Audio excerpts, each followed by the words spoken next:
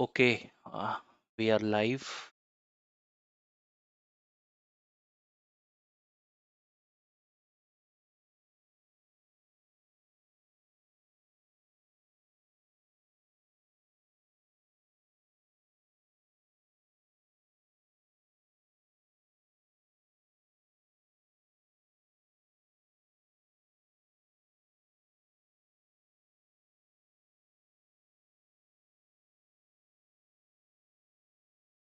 Just wait a moment. Start.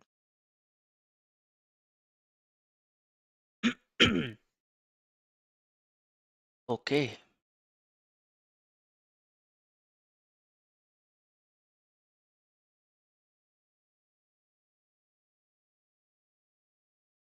okay, everyone. There was a fantastic response from some of you on the previous session, and like many of you find these lectures very useful. This is an additional thing I'm doing, just the theoretical portions of the question which the interviewer will ask to you when you sit, and I'm trying to cover all possible questions. Means it's more than enough to crack the interview after going through these questions. Okay, nothing will be left. Okay, so in last session, I had covered till question number 45, which is object, topic, related to object classes. Okay, variables. These were the concept. Now today I would be covering the questions which is asked from the topic called static keywords. Okay, wrapper classes. From those topics, I'm trying to cover the questions. Okay. Before that, you might find, let me just introduce one more time our Oracle Identity Manager Master Training Program. And those who already enrolled to this program, this is 70 plus hours of program and covered all possible use cases of Oracle Identity Manager, industrial use cases. And those who already enrolled, you will find from lecture number 16, till lecture number 21, till 21, all the Java related lectures along with the practicals. Not only theory, um, I can say 10% is theory, 90% is practical here. Okay, so you can go through that, those who enrolled, so you can go through and just make a notes, and that will be enough. And you can add these lectures as an add-on to, after covering this. Okay, the theoretical, it's kind of a revision for you, what I'm covering here. Okay. Okay, so let's start, everyone. So today we will start with the question number 46, one of the interesting question, in because IDAM, interviews are on peak, and you will receive a lot of calls, and and in the call, if you are trying to switch as a Java developer, definitely the expectations are okay. You should know these questions. So static is very famous, and very frequent asked question, like where you can apply the static keyword. This is one of the very frequent asked questions. So where you can apply the static keyword, can you tell me? So you can apply static keyword. Let me just go down over here. These are the things we had covered. Okay. So where you can apply the static keyword, you can apply static keyword in four places. No need to exactly name out or spell out the same, but you can apply in front of variable like static variable. You can use with methods like static methods are there. You can use with a block like static blocks are there. And there is one more thing, nested classes, not normal classes, nested classes, classes within the classes. Okay. So within the nested class, you can use the static variable. So you can spell out one or two names there. That would be more than enough. Okay.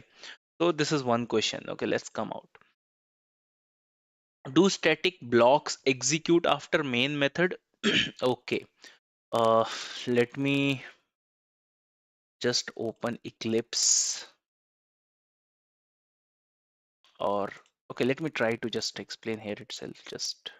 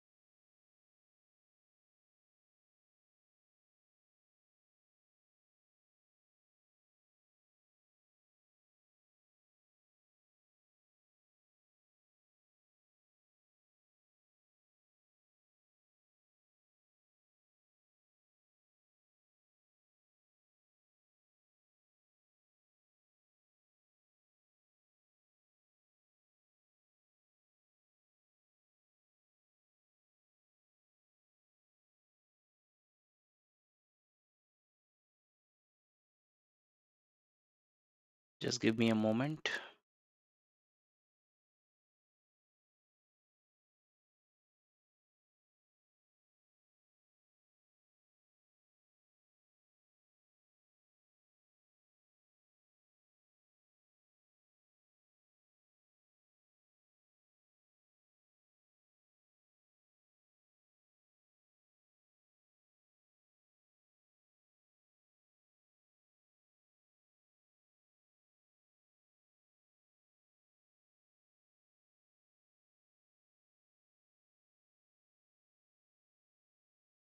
Okay.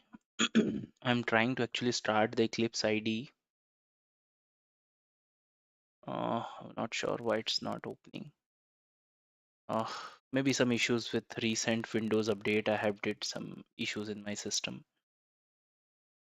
Anyway, let me, in meanwhile, if it open, it's fine. Otherwise, let me try to explain you here. Let me try to write one class for you. Let's say class test I'm writing. And in the class test, let me just take a static variable, say static string, followed by a name called company. Company is a variable. Generally, static variable we denote with the capital letters. It's a just standard we follow in industry. And let's say KT Port is the name of the company. Now, in this class, right, you may have public static void main string arguments, right? The main method you could have. Okay, let's see if it is open. Okay, main method you could have. I'm just trying to demonstrate the question, do static block execute after main method? Okay, that example I just want to demonstrate. Okay, it's open. So uh, I'm just going to demonstrate over here. Although these things are already done in master training program, so I generally don't go much practical over here, but still let me do it. So let me just take one public static void main. Okay, or main.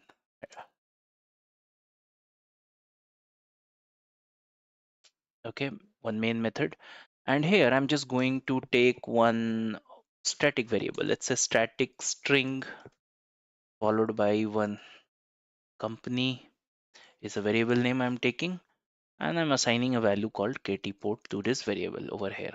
Okay, string, what happened? String cannot resolved. Okay, I hope now it's fine. So string is a data type where you can, simply use any sort of words like, kt port, abc, etc.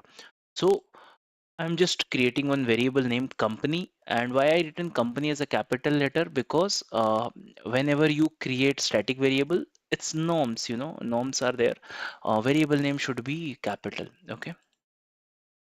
So I had created one static variable. Now let me create one static block. How static blocks are created in Java? Just static keyword, and you can write the static block. Let me just write inside first block, inside first static block.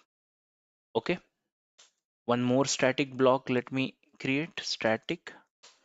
Okay. And here I'm going to write inside third static block, any statement, right? Inside third static block. Okay, and again let me take one more static block over here, second static block. Okay, perfect. Now let me take one method also. As I told, static keyword can be used with method variable blocks. So variable you can see, block you can see. I'm going to take one method over here. So let me take, let's say, static void display. Display is a method, any method name, and inside static method or simple static method. Now, if I want to call this static method, what is the rule in Java? If just always remember, already these things are covered. You can find this under class object static keyword here in lecture number 17, day 17 you can find. Okay, but still let me tell you, in class, if anything, if any variable, let's say static int x equal to 10, if you want, or there is a method called static void display. Okay, if you want to call them from main method, what you want to call them from main method. Very simple.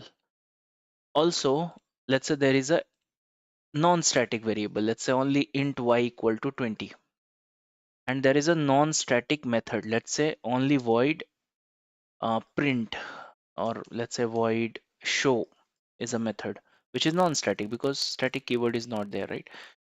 What is how to call them? How to call static things? You can call static thing with class name.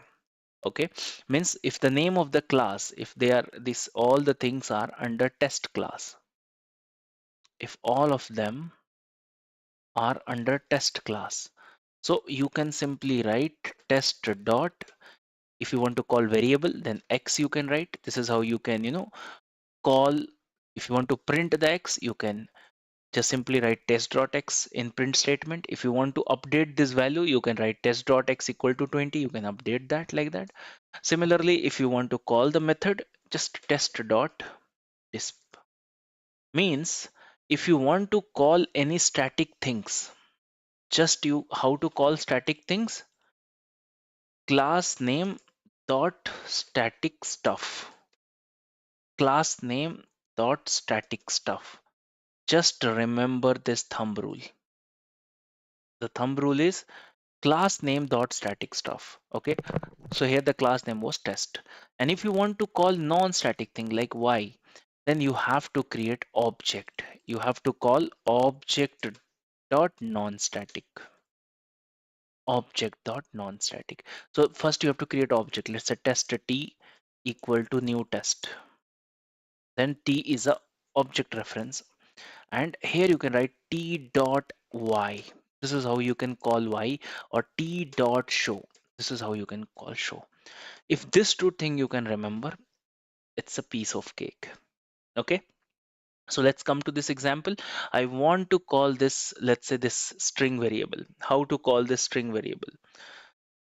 System.out.sysout, system.out.println, test is the class name dot. You see what I can access from the class name. I can access this variable name. I can access this method also because both are static. Okay, so that's it. You can see it's, if I run this program,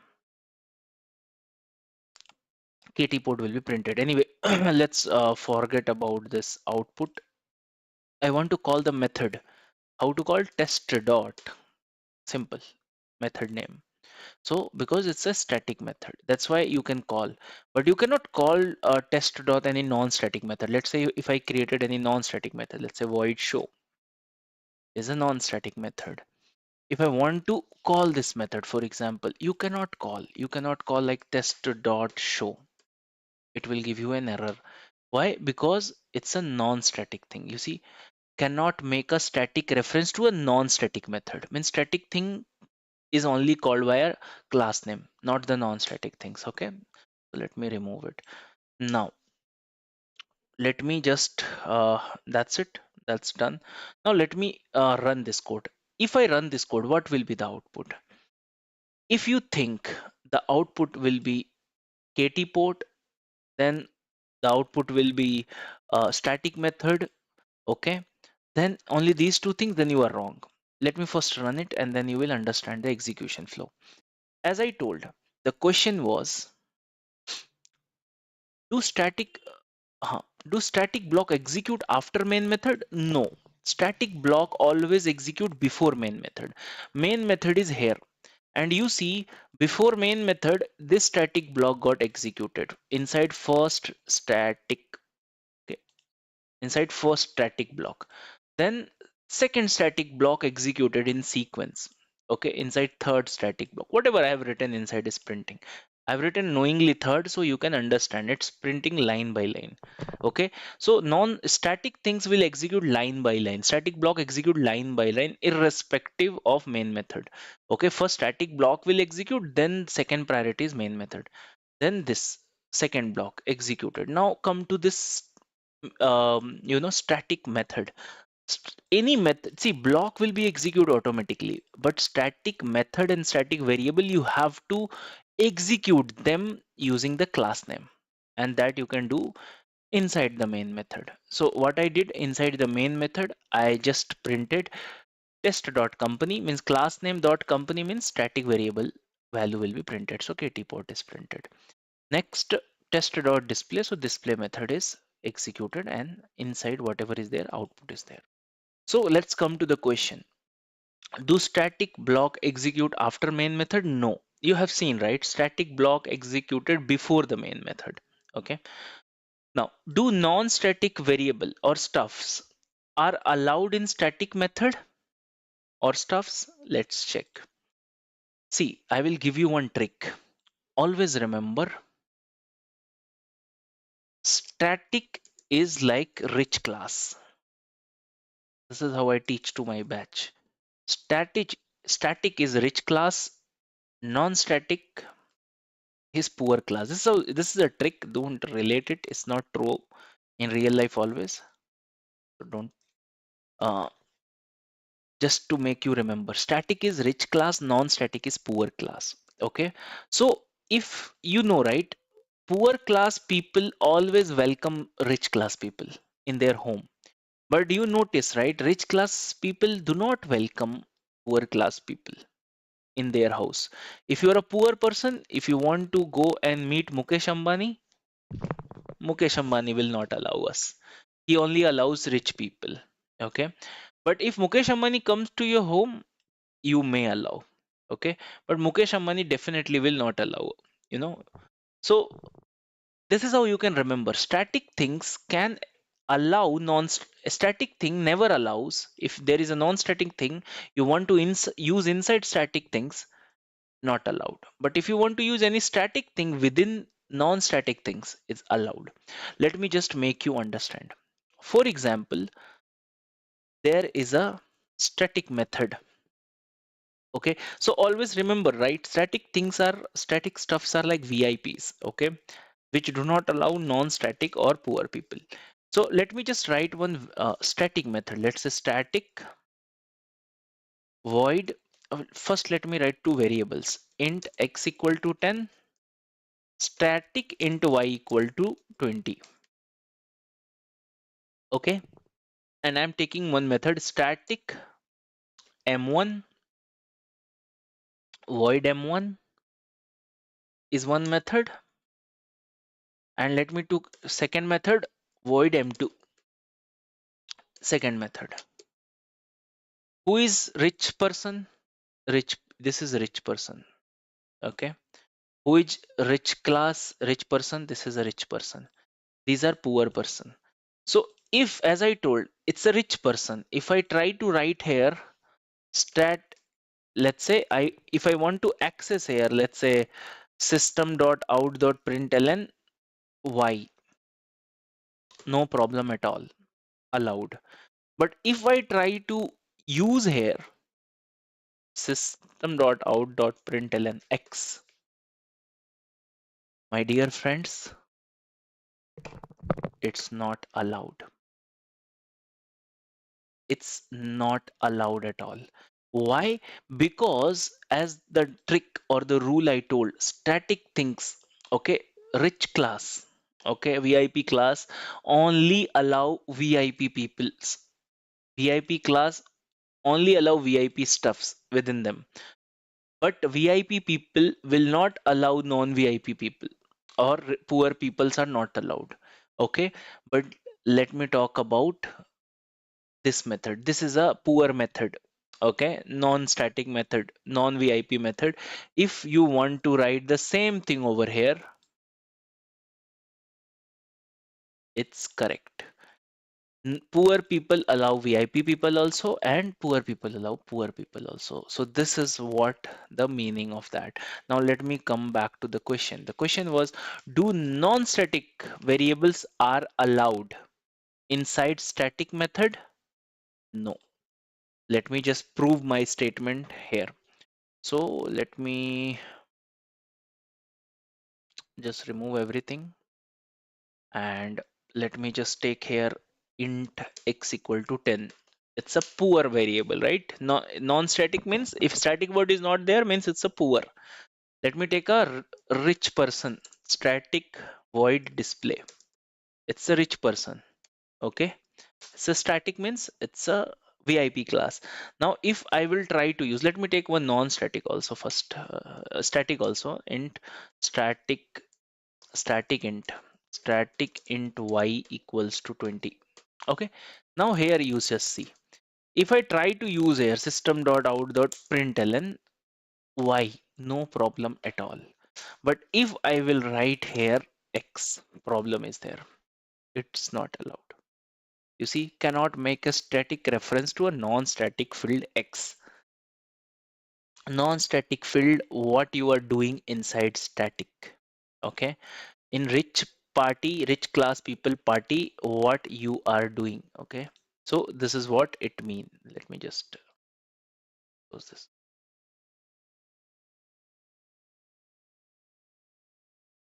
Okay, so that it mean, okay, what you are doing it. So I hope the question is clear to you. Let me just come back over here, let me save this.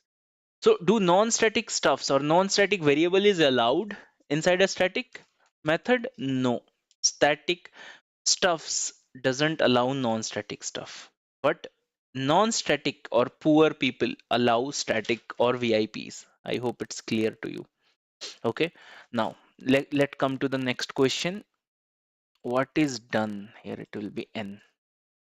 Okay, what is done in order to stop the updation of static variable? Let me first show you. Let's say this is a static variable, and I'm going to update this static variable in the main method. Just you see this. Okay, let me let me just create one method for this. Static. So VIP variable should be accessed in VIP method. Okay, static void update is one method. I'm static void update is one method I'm creating. What this method will do, when I will call this method, it will do y equal to, it will do y equal to y plus 1. Means it will add 1 to this variable. So let me first print sys out. Let me first print y. If I directly write y, will it allow? Let's check. Yes, it's allowed. Okay. Even static thing you can print like test dot y, test dot y, and you can also run this like this. Fine, right? Now, if I want to update the value of this y, what I will do, I will call this method. So test dot update. So when I will call this update method, what it will do, this y will be increased by 1. How to know? Again, if you try to print after this method y, you will notice it's 21. Okay, so this means static variables. What is the purpose of static variable? Static variable purpose is to create constant. But do you think I'm really achieving the constant here? Because if I can update something, it's not a constant, right? So that's what the question is all about. What is done in order to stop the updation of static variable in real time project? How to stop? We use final keyword. We use final keyword. So when you use final keyword, you see updation is not allowed. You cannot update that reference. So what is the answer of this question? What is done in order to stop the updation of static variable in real-time project? Declare static variable as final. then no one can update them. Okay, if you try to update them, it will give you an error. Now write a for each loop to print array of element. Why this question is asked? This question is mostly asked to test your knowledge on for each loop. Do you really have an understanding of for each loop or not? For each loop is an advanced loop, okay, to write something. Let me first write a for loop to just make you understand.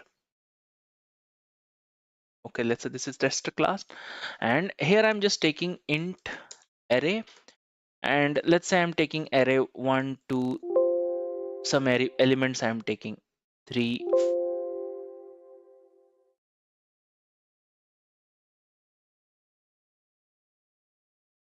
just 3 5 5 4. Okay,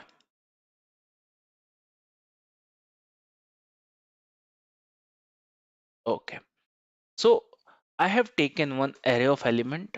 Okay, that's it. Now if I want to print this element using for loop, so generally how to write int I equal to 0, I less than length of the array. So I don't know the length, so you can calculate on runtime I plus plus. Okay, and you can print the element sys out arr of I. Simple. So if you run this code, all the elements will be printed. Means what this code actually do, I'm creating one array 1 2 3 4. Total 5 elements are there. Here 1 is there, 2 is there, 3 is there, 5 is there, and 4 is there. Let's say, what is the name of this array? The name of this array is ARR. What is the first index called? ARR of 0. What is the second index called? ARR of 1. What is the third index? ARR of 2. What is the next index? ARR of 3. What is the next index? ARR of 4. Okay. So if I want to print each element inside the array, I have to run the loop how many times? 1, 2, 3, 4, 5. But in real life application, you do not know the actual length. Here I know the length of the array is 5. But in real life, you do not know the length. So you can use ARR dot length formula. So if you use ARR dot length formula, let me just show you what is the ARR. Sys out ARR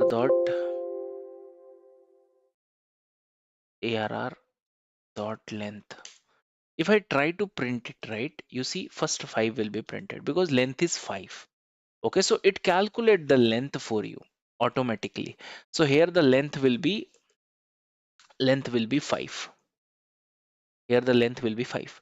So if I want to print, I will go 1, 2, 3, 4, 5 iterations. Okay, if I have to iterate 5 times, my loop should run 5 times. So that's why it's written like 4 int I equal to 0. It will start with 0. I, let's say length is how much? 5. Okay, I plus plus. So what is mean by this? It will be calculated like this. First, it will start for I equal to 0.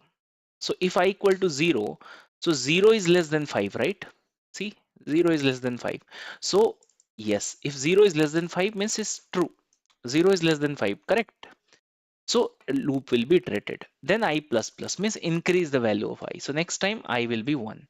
If I is 1, then again it will compare. I less than 5, yes. Then again execute the loop, means the body of the loop.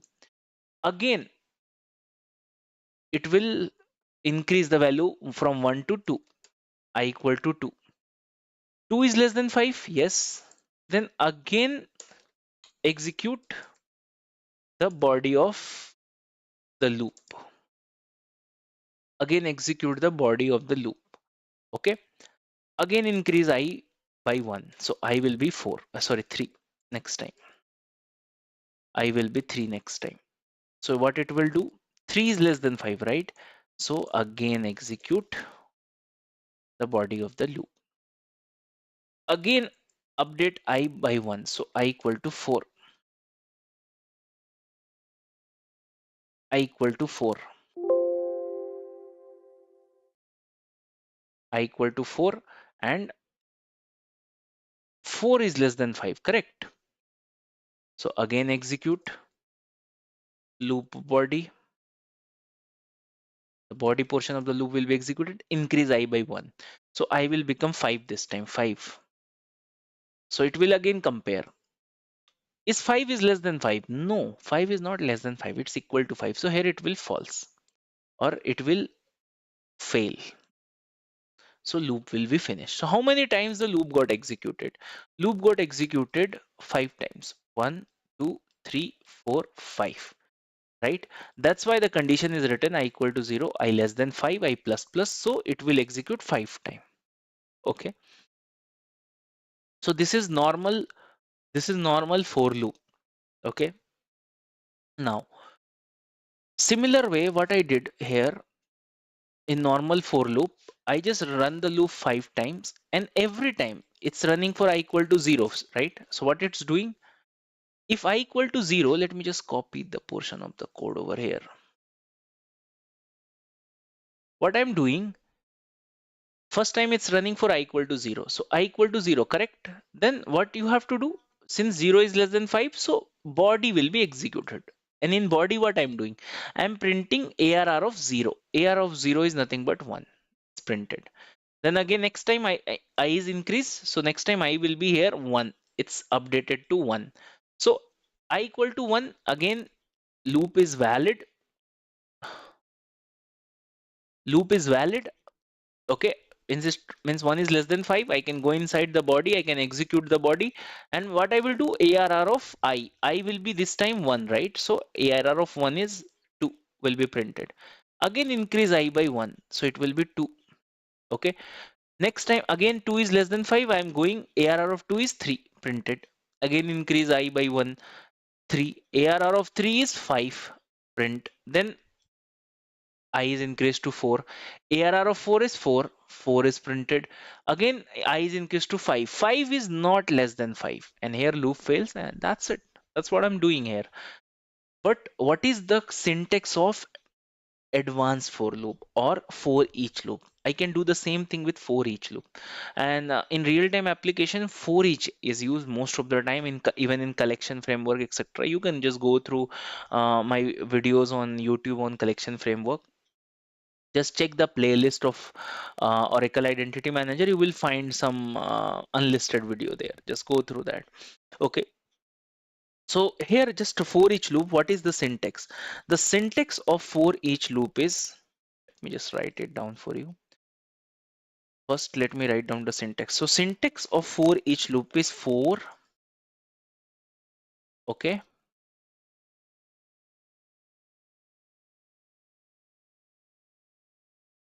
for, here you should write data type. Data type of what? Data type of object. Data type means what that array is holding. Integer holding or it's holding string, it's holding object what. Then here variable name, reference variable name. Okay. Then what you have to write? Then you have to write colon and followed by array name. Followed by array name. Followed by array name. That's it. This is the syntax of for each loop. Now, in our case, let's try to correlate this. In our case, let's try to correlate this. In our type, how I will write the for each loop? How I will write the for each loop? For. Here you see. Data type which array is holding. So this array I'm clearly seeing holding integer data type to int. Then reference variable name, give any reference variable name. So let's say x colon any variable or I, whatever you want to give. Then if I write x, so it ARR of x, okay, like the way it was ARR of I. like ARR of 0, 1, 2, 3. Okay. Then here you have to write the array name. So ARR, that's it. And here, this X variable, actually, what is the difference between this for loop and this for loop? Here you have to write ARR of I, then only it will access the value inside this ARR of 0. Then means you have to write like this. Then ARR of 0, ARR of 1, ARR of 2, ARR of 3, ARR of 4 means inside whatever the value is there, those value is accessed using ARR of index. But in for each loop, just by variable name, this variable is directly holding this value. You don't need to write inside like this, hey, ARR of X. No, you don't need to print ARR of X. Okay. You directly print X. You don't need to write like this, you write like this, directly X is directly holding this value. Let me show you. So let me just same array, and this time rather than this I'm just writing for each loop. So for, and inside for loop what I will write data type is int, variable name let's say X, and array name ARR. And as I told you, don't need to write every time ARR of X, simple print X. This X is directly holding all the elements inside the array. Fantastic, right? So whatever is the value present means, if you print X, it will automatically, you don't need to write length. Like earlier we also calculated length of the array. Nothing you have to do. Just you simply print this X means, where you use for loop, for each loop most of the time in collection and array most of the time you will notice. So this is an array. If you want to print the complete array, or you want to access the each element of the array, it's access via element, the variable name over here. Okay. So this is called for each loop. So what is the question? Let me just go write a for each loop to print array of elements. So we have did that. Okay. And this is what the syntax of for each loop. What is the purpose of wrapper class? See, uh, already I had covered in previous lecture.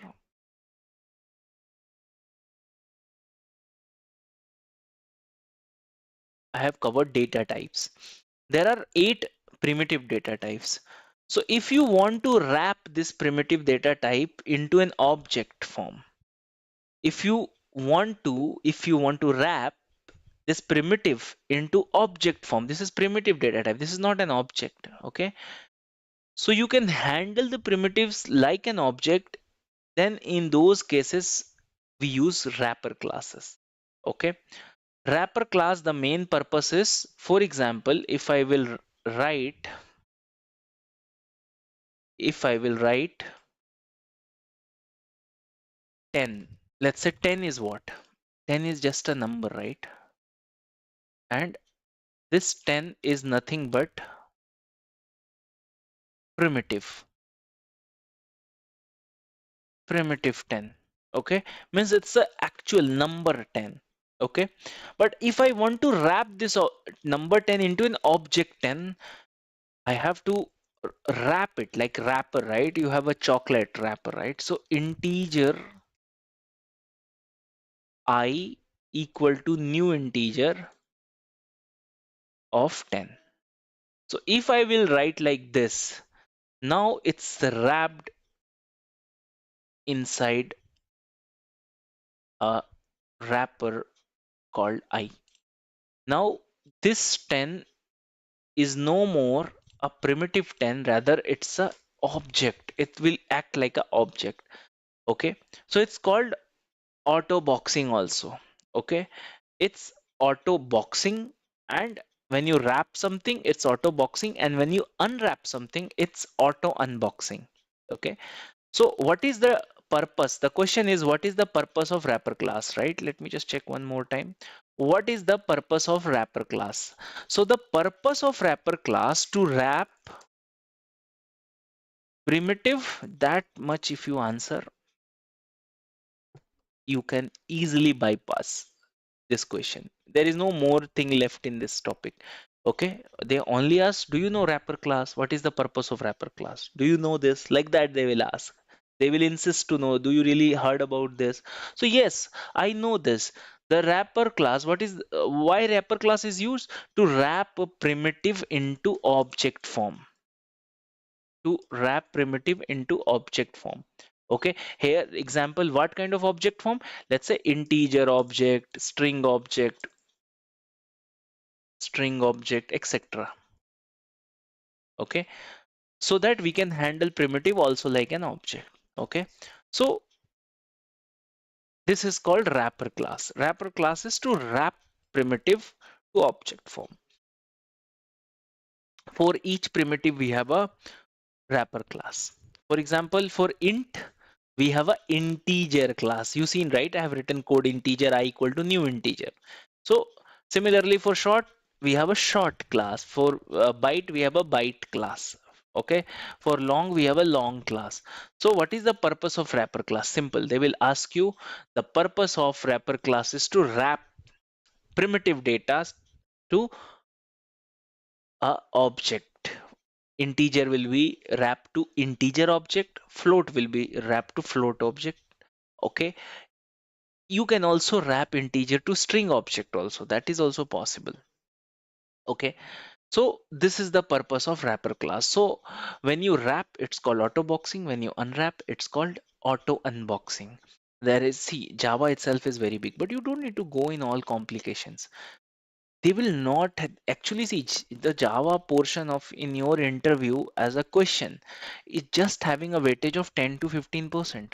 For 10 to 15%, you are not supposed to cover each and everything if you just your purpose is to clear the interview. Okay, you want, you can go and just learn everything, that's fine, but you, if you just purpose is to clear the interview, then this much is enough, right? Means your main focus should be on identity management. Okay, your Oracle identity manager or whatever IDAM tool you are using, okay, that should be your main focus. So the wrapper class, if they ask, do you know wrapper class, you heard about the wrapper class, simply say yes, I know. Wrapper class are used to, you wrap the primitive data types to object form. Okay, like into integer object, okay, float object, like whatever we can wrap it. Okay, like this, if you write like this, now this is no more a 10, it's a integer, it's an object 10. Okay, simple. So this is what, we had covered so far. How many questions we had covered? 51 questions we had covered. In this 51 question, we have covered various topics. We had covered object classes, wrapper classes, data type, variables. So this is the, I can say 50% beginning portion of the Java. It's not a oops properties, but it's apart from the, the introductory level of Java, these possible questions can be asked. Okay. Now in the next interview round of question, I will go further more in depth, and we will also go exception handling. We will also, try to cover the remaining topics. Okay. So there we will go more in depth. And this question, trust me, if you somehow memorize also these questions, okay, whatever I am saying, just note down by video, and just you somehow able to answer this question. Trust me, your Java interview, all corner to corner level things are covered, means nothing, nobody can ask you beyond this as an IDAM developer. Okay, it's sure.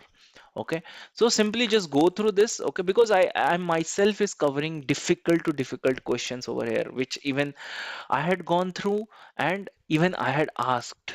Okay, so all possible things I had covered over here. Okay, so next we will again, this was a small meetup because already it's a night. So that's all. I covered how many? One, two, three, four, five, six questions today. So it's a small meetup. We will have one big meetup also. Next interview round of questions will be a bit more difficult and more, in depth in topics. But I want you all should remember this question, revise, make a notes, and remember this question. Okay, so that your till here you will be confident enough. Okay, and if you want to See, this is just theoretical questions, right? They will not ask you to write codes, right? It's not, they're not going to do that. Okay, they will simply ask you, because most of these things are telephonic. Okay, so they will not ask you, hey, can you write like this? No, that is not expected from an IDEM developer. Okay, they may ask you to write topics related to schedule jobs, right? That is something they will ask you to write codes. Event handler, not this. It's not expected. Okay, because if you can write them, you definitely you know Java, right? Okay, even my student who are not a coder at all, but the use cases I had covered, some of them don't know coding. They just memorize the use cases and they just vomit in front of interviewer. This is written the code, they just practice it, they written the code, even they don't understand single thing. Okay, obviously in the program the way I had covered you will understand, but you will not able to write the code like me, because I am writing codes from long time, simple. So even those guys somehow you memorize and write down in front of them. Okay, that's more than enough. Okay, and when you in the industry, it's not that difficult. It's the edge of chat gpt, right? It's not difficult to write any code if you know basics also, right? So that's all for today. And if any one of you is interested, you can still, the offer is going on till the end of the November, Black Friday. When November of ends, the offers are done. Then you, if you message, I cannot help. Okay, because most of the time, if somebody asks me stupid question and unnecessary discount, I just simply don't reply, or I just block that person. Simple, because I got lot of messages as being an YouTuber, and it's hard for me to reply something which is unusual. Okay, so just take an advantage of it. Don't come back and tell me like November it was some offer was there I had seen, but I had not means like can you give me now? No, don't ask that time. Okay, in December don't ask for November offer.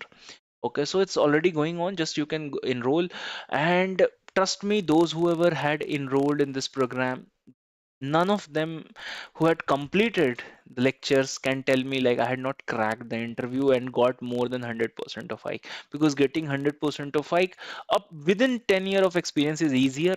Okay, obviously when you go above 10 year, when your package is already 35 45, then 45 to 90 is not that possible. Okay, you may get somewhere 40 to 45% still. Okay, but within 10 year of experience it's very easy to crack even 100% as a developer, okay, an architect. So that's all for today.